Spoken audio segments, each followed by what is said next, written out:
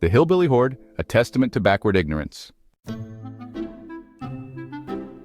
Deep in the heart of a quaint, manicured suburb, nestled amidst rows of perfectly trimmed lawns and pristine homes, lived the Johnson family. The Johnsons were not your average suburbanites. No, they were a clan of hillbilly rednecks, a stark contrast to the prim and proper neighbors who surrounded them. Their home, a dilapidated paint-chipped shack, stood out like a sore thumb. The yard was a chaotic mess of overgrown weeds, discarded junk, and a menagerie of stray animals. The Johnsons spent their days on the front porch, smoking cigarettes, chain-smoking weed, and engaging in endless gossip. Their voices, loud and boisterous, echoed through the neighborhood, carrying tales of aliens, conspiracies, and the occasional snake sighting.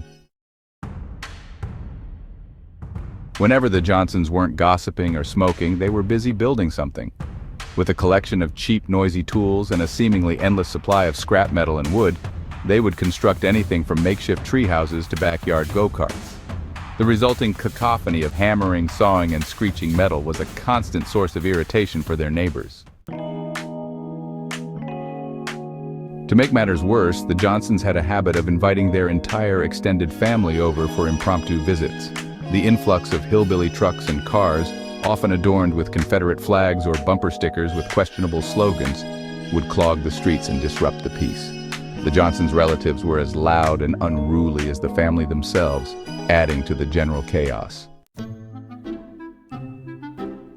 As if the noise and chaos weren't enough, the Johnsons seemed to have an insatiable appetite for pets. They accumulated a menagerie of animals, from dogs and cats to goats and chickens.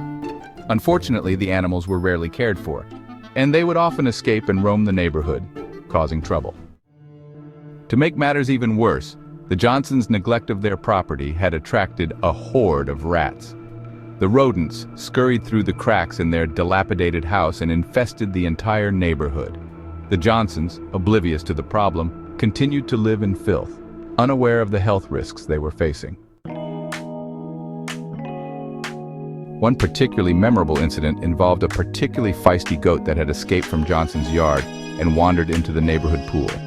The goat, clearly enjoying its newfound freedom, proceeded to splash around and cause a general commotion. The neighbors, who were trying to enjoy a peaceful afternoon by their own pools, were forced to shoo away the goat and clean up the mess it had made. Another time, the Johnsons decided to hold a backyard barbecue.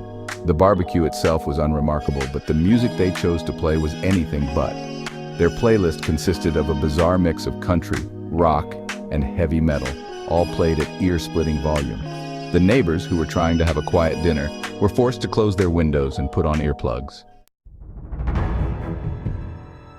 As the months went by, the constant noise, the chaos, and the infestation of rats became too much for the neighbors to bear. One by one, they complained to the local authorities, but the Johnsons were always able to find a loophole or a technicality to avoid any serious consequences. Finally, after a particularly egregious incident involving a goat loose in the neighborhood pool, the Johnsons were served an eviction notice. As they packed up their belongings and prepared to leave, the entire neighborhood erupted in cheers. The Johnsons were gone, and with them went the noise, the chaos, and the constant threat of rodent infestation. The neighborhood returned to its former peaceful state. The lawns were once again manicured, the houses were clean and tidy, and the peace and quiet was finally restored. The Johnsons, meanwhile, disappeared into the sunset, likely headed to another unsuspecting neighborhood to spread their brand of chaos and mayhem.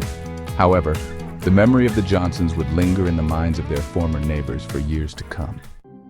Conclusion: redneck hillbilly neighbors. In the end, the Johnsons were like a fever dream that the neighborhood just couldn't shake off.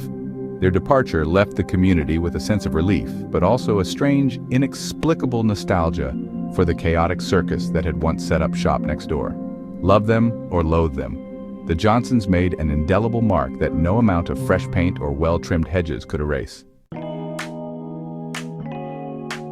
So, what do you think of our hillbilly horde? Have you ever had to deal with neighbors who brought their own brand of madness to your doorstep?